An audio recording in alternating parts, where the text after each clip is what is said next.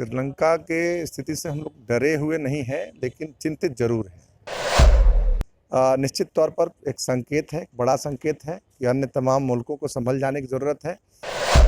राहत इंदौरी का एक शेर है कि लगेगी आग तो आएंगे घर कई सदमे। यहाँ पे सिर्फ हमारा मकान थोड़ी है।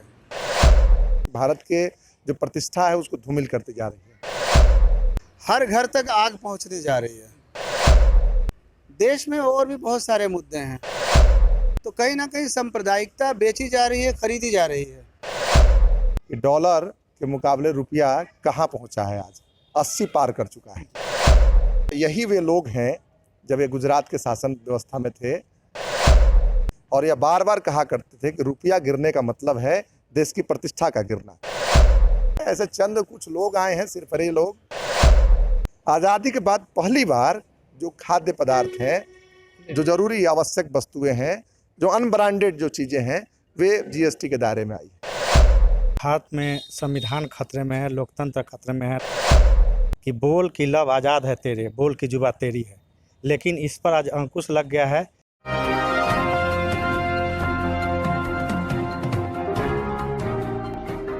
सेलेक्ट 24 न्यूज़ में आपका स्वागत है। मैं हूं मोहम्मद सादिक। अभी मैं मौजूद हूं सीवान के होटल सफ़ायर इन में, जहां एक प्रोग्राम का आयोजन किया जा रहा है जो 24 जुलाई को होना है। उसी प्रोग्राम के तहत हमारे साथ कुछ लोग यहां मौजूद हैं जो जायज़ा लेने और प्रोग्राम को सफल बनाने के लिए जो तैयारियां होती हैं उसका जायज़ा लेने यहाँ इस होटल में पहुँचे हुए हैं। उसी कड़ी में हमारे साथ कुछ लोग जुड़े हुए हैं। आइए उनसे जानने की कोशिश करते हैं। सर, बहुत स्वागत है आपका सेलेक्ट 24 न्यूज़ में। जी, आपके माध्यम से जो भी दर्शक सुन रहे हैं उनको अभिनंदन करते हैं। दरअसल यह सिवान के लिए बहुत ही खास कार्यक्रम है। भारतीय संविधान, लोकतंत्र एवं सांप्रदायिकता के खतरे, इसी विषय पर सेमिनार है और इसमें कई सारे खास मेहमान हमारे शामिल हो रहे हैं।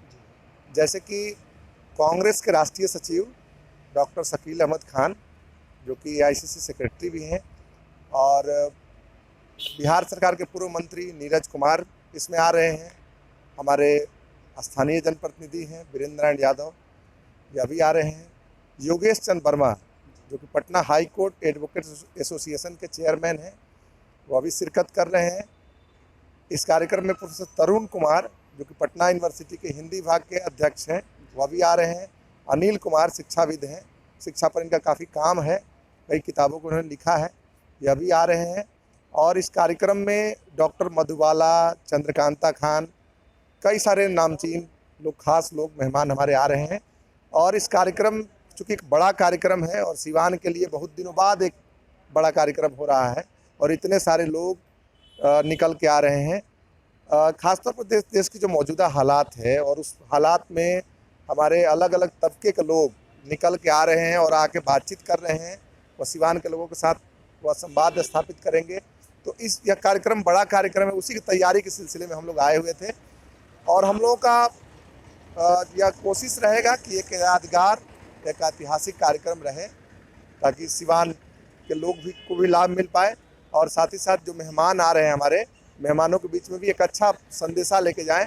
सिवान की ज़मीन तो हमेशा अपने मेहमानों के स्वागत के लिए विख्यात रही है, तो निश्चित तौर पर एक बड़ा संदेशा यहाँ सिवान की धरती से 24 जुलाई को 2:30 बजे से यह कार्यक्रम है इसी होटल सफ़ायर में। क्या लगता है सुशील जी, चूँकि आप इसमें राजनीति की दुनिया में और सोशल इसमें सेवा में बहुत एक्टिव रहे हैं, क्या संविधान वाकई खतरे में है क्या? देखिए, खासतौर पर एक नया विचारधारा जो कि 2014 में केंद्र की सत्ता में आई और तब से लेकर वह लगातार खतरे में वह सब चीज़ को डाल रही है। अभी देखिए 14 जुलाई को एक नया सर्कुलर जारी होता है। संसद भवन में हमारे सांसद धरना प्रदर्शन उस परिसर में नहीं कर सकते हैं। यह अपने आप में कितना ऑटोक्रेटिक और कितना डेमोक्रेसी पर हमला है। सब भारतीय संविधान को, इसका मतलब कि जो हमारी हुकूमत है वह नहीं मानती है, उसको बदलना चाहती है। तो यह अपने आप में बहुत बड़ा सवाल है और निश्चित तौर पर आने वाले दिनों में हर तबके से लोग खड़े हो सके, इसीलिए अलग अलग मिजाज के लोग आ रहे हैं, अलग अलग अपनी बातों को कहेंगे। और यह कार्यक्रम का कारवां यही नहीं रुकेगा। यह कार्यक्रम आगे आने वाले दिनों में सिवान के अलग अलग हिस्सों में जाएगा।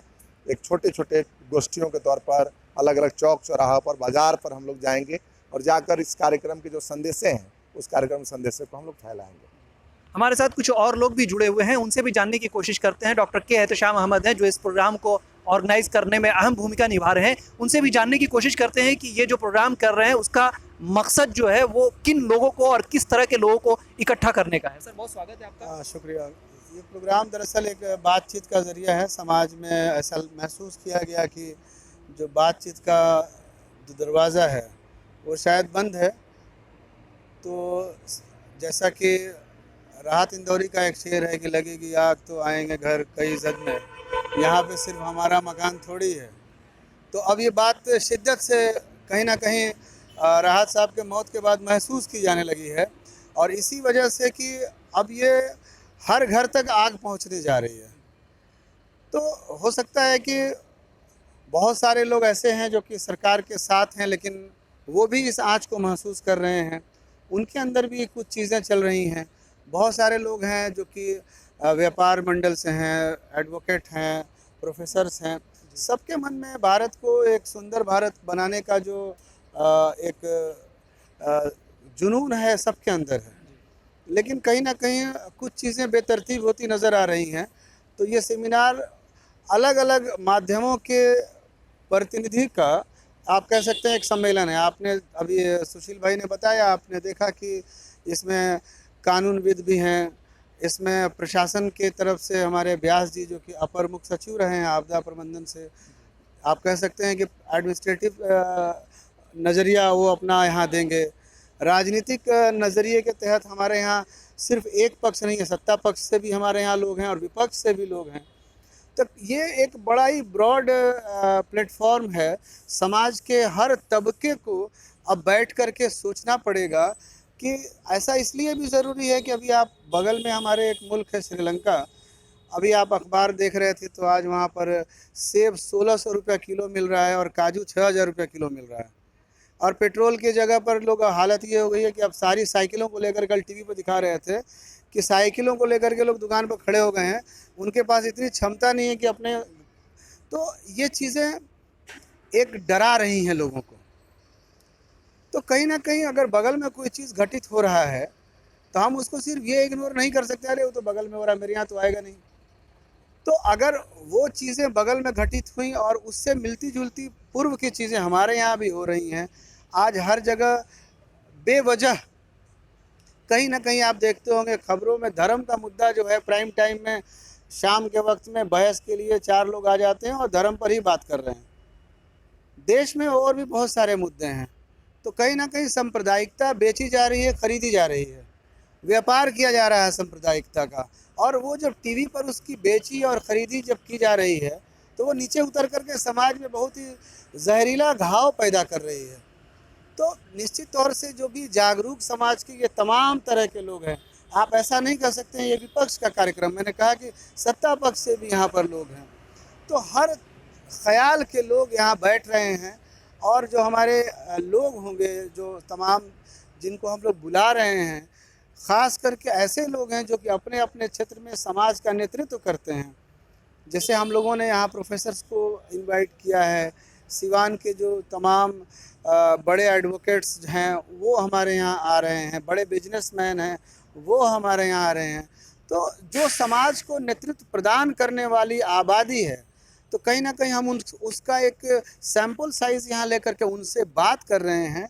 ये जो चीज़ें हो रही हैं, ये क्या इनको ऐसे ही छोड़ देना चाहिए इनके हाल पर, या फिर हम लोगों को बैठ के चिंतन करना चाहिए? क्या कहीं आँच लग रही है, क्या कहीं चिंगारी जल रही है, तो उसको बुझाया कैसे जाए, पानी कैसे डाला जाए? क्योंकि समाज, स्वस्थ समाज तभी रहता है जब समाज में बातचीत होती है। और जब आप कह सकते हैं कि बहता हुआ पानी साफ़ होता है, उसी तरह से बातचीत करता हुआ समाज स्वस्थ समाज होता है। तो एक बातचीत का दरवाज़ा खोलने के लिए तमाम लोगों से आग्रह है, हर सेक्शन सोसाइटी के लोगों से आग्रह है कि वो इस सेमिनार में जो भी इस खबर के माध्यम से इसकी बात सुन रहे हैं, वो हमारे टीम की तरफ से आमंत्रित भी हैं कि वो 24 जुलाई को 2:30 बजे जो देश के सामने हमारे वाकई समस्याएं तो हमेशा रही हैं, जब हम आज़ाद हुए थे तो भी समस्याएं थी, आज भी हैं। और जागरूक व्यक्ति वही होता है जो वक्त के मुताबिक अपनी समस्याओं का मनन चिंतन करके उसका हल निकालता है। और हम लोग को भी उम्मीद है कि जैसा कि इन्होंने कहा कि छोटे छोटे कार्यक्रम हम लोग करेंगे, तो इस तरह से अगर ये कारवां चल पड़ा तो ऐसे ही लोग तब भी थे जब भारत में सुई नहीं बनती थी और फिर भारत में आईआईटी से लेकर के आईआईएम पता नहीं क्या क्या बना। तो लोगों ने ही भारत को बनाया है, आगे भी भारत बहुत ही आशावान लोगों का देश है। अच्छी तस्वीर बनाने का हम लोग प्रयास कर रहे हैं। सुशील जी, एक शब्द उभर करके आया है कि श्रीलंका के हालात जो हो गए हैं उसको देख करके क्या आप लोग भी डरे हुए हैं क्या कि भारत में भी उस तरह की स्थिति पैदा हो रही है? श्रीलंका के स्थिति से हम लोग डरे हुए नहीं हैं, लेकिन चिंतित जरूर हैं। और चिंता के कारण है कि खासतौर पर एक सत्ताधारी दल जो वहाँ था, उसने जिस तरीके से धर्म के नशे में लोगों को धर्म की चाशनी देकर वो लोगों को उसमें डालना शुरू किया, और नतीजा भी लोगों ने देखा कि कैसे कोई मुल्क जो कि एक खुशहाल मुल्क एक बन सकता था, उसके राह पर चलना था उसको, वो बर्बादी के कगार पर वो पहुंच गया। निश्चित तौर पर एक संकेत है, एक बड़ा संकेत है कि अन्य तमाम मुल्कों को संभल जाने की ज़रूरत है। और भारत तो हमेशा गुट निरपेक्ष आंदोलन का अगुआ रहा है, भारत कभी किसी गुट में नहीं रहा है। लेकिन ख़ासतौर पर जो मौजूदा सियासत जो 14 के बाद जो आई है, वह लगातार हर मामले में वह मतलब भारत के जो प्रतिष्ठा है उसको धूमिल करते जा रही है। आप देखिए कि डॉलर के मुकाबले रुपया कहाँ पहुँचा है, आज 80 पार कर चुका है। और यही वे लोग हैं जब ये गुजरात के शासन व्यवस्था में थे और उस समय वो चिल्लाते थे जब ये शासन में नहीं आए थे कि देखिए रुपया का हालत गिरता जा रहा है, और यह बार बार कहा करते थे कि रुपया गिरने का मतलब है देश की प्रतिष्ठा का गिरना। और आज रुपया कहाँ जा रहा है, तो निश्चित तौर पर श्रीलंका का बहुत ही काफ़ी चिंतित करने वाली बातें हैं। लेकिन हम लोग बहुत आशावान लोग हैं, और हम लोग की जो कोशिश रही है हमेशा, फिरकापरस्त ताकतें यहाँ कामयाब नहीं होती रही हैं। हमेशा मुल्क के अंदर में एक मोहब्बत का एक पैगाम लोग लिए हुए लोग बढ़ते रहे हैं, और हमको उम्मीद है, भरोसा है कि ठीक है, ऐसे चंद कुछ लोग आए हैं सिरफरे लोग, या अपना एक वक्त में इनको यह भान आ चुका है कि हम बहुत कुछ कर सकते हैं, लेकिन यह देश को हम तबाही के रास्ते पर ले जा सकते हैं। हर तबके ने विरोध करना शुरू कर दिया है। जिन तबके ने एक बहुत आशा और उम्मीद के साथ इनको वोट दिया था, उनको सब लोगों को इन लोगों ने निशाना बनाना शुरू किया है। आप देखिए कि कल व्यापारियों ने 5% जीएसटी के खिलाफ में बड़ा प्रदर्शन किया। सिवान की मतलब सड़कें सूनी थी, बाजार बंद पड़े थे। और उसके पहले आप यह खुद कहा करते थे, जब जीएसटी ला रहे थे तो यह कहा करते थे कि देखिए जब हम आएंगे तो निश्चित तौर पर हम जो ज़रूरी जो चीज़ें हैं उन चीज़ों को हम उस दायरे से बाहर करेंगे। लेकिन ये लोगों को पता चल गया, आज़ादी के बाद पहली बार जो खाद्य पदार्थ हैं, जो ज़रूरी आवश्यक वस्तुएं हैं, जो अनब्रांडेड जो चीज़ें हैं, वे जीएसटी के दायरे में आई। यह अपने आप में बहुत बड़ा सोचने की बात है। अभी देख सकते हैं कुछ दिन पहले अग्निवीर जो देश का नौजवान है, इनके साथ इन्होंने देश की सुरक्षा के साथ किस तरीके से मजाक किया है। हम इसको अलग अलग करके नहीं देख रहे हैं, हम इसको बड़े सब चीज़ को एकदम एक सूत्रवत देख रहे हैं। और इस बात को हम कहना चाहते हैं कि देश के जो फिरकापरस्त ताकतें हैं, इनके चालों को, इनके षड्यंत्र को समझने की ज़रूरत है। और आने वाले दिनों में हमको इस बात का भरोसा है कि हम इन सारी चीज़ों से निपट लेंगे।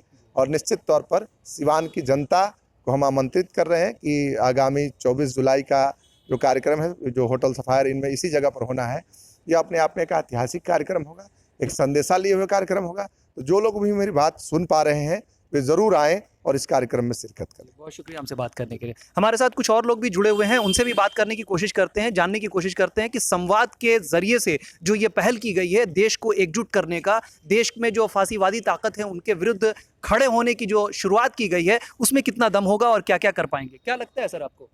बिल्कुल, जो ये प्रोग्राम यहाँ पर होने वाला है, सेमिनार एक सामाजिक विषय को लेकर, कि जो अभी भारत में संविधान खतरे में है, लोकतंत्र खतरे में है, लगातार जो बातें हो रही हैं उस पर तो एकदम डायरेक्ट हमला है।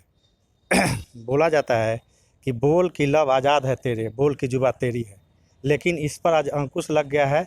इसी अभिव्यक्ति की स्वतंत्रता को बचाने के लिए हम लोग यहाँ पे एक सेमिनार कर रहे हैं। तमाम सिवान के लोगों से गुजारिश है कि आप 24 तारीख को इस सेमिनार में आए और सेमिनार को सफल बनाने का काम करें। बहुत बहुत धन्यवाद सर। धन्यवाद। तो ये थे हमारे साथ कुछ सामाजिक कार्यकर्ता, कुछ नेता, जिन्होंने ये बताया कि संवाद के ज़रिए पूरे देश के हालात को बदलने का एक संकल्प इन लोगों ने लिया है, जिसकी शुरुआत 24 तारीख को 2 बजे दिन में यहाँ होटल सफारी इन में जो प्रोग्राम रखा गया है वहीं से की जा रही है, जिसमें बड़े बड़े बुद्धिजीवी यहाँ पर उपस्थित होंगे और शहर से नहीं बल्कि देहात, गांव और दूर दराज के इलाकों से भी बहुत सारे लोग यहाँ उपस्थित होकर के इस सेमिनार का हिस्सा बनने जा रहे हैं और तमाम लोगों को आमंत्रित किया जा रहा है कि वो इस प्रोग्राम में सम्मिलित हों। तमाम बड़ी खबरों के लिए बने रहें हमारे यूट्यूब चैनल सेलेक्ट 24 न्यूज़ को लाइक, सब्सक्राइब, शेयर जरूर करें। साथ ही हमारे फेसबुक पेज को भी लाइक, शेयर, कमेंट करना ना भूलें और हमारे वेबसाइट www.select24news.live पर विजिट जरूर करें। धन्यवाद। अब आपके शहर सिवान के लक्ष्मीपुर में भरपूर सुविधाओं के साथ खुल गया है hotel select and marriage hall. आपको बता दें 10 जून से भारी डिस्काउंट के साथ बुकिंग शुरू है, एक बार जरूर पहुंचें। इसमें आपको मिलेगा फुली एयर कंडीशन, साथ ही बुकिंग के साथ टेंट का सारा सामान, बर्तन और चूल्हा बिल्कुल फ्री। जल्द ही किसी भी कार्यक्रम को अच्छे वातावरण में करने के लिए बुक करें hotel select and marriage hall. हमारा पता है लक्ष्मीपुर, सिसवन ढाला, बिसाइड डॉक्टर तौफीक अहमद। हमारा कॉन्टेक्ट नंबर है 8797327330। एक बार जरूर पहुंचें और इस भारी डिस्काउंट का लाभ उठाएं।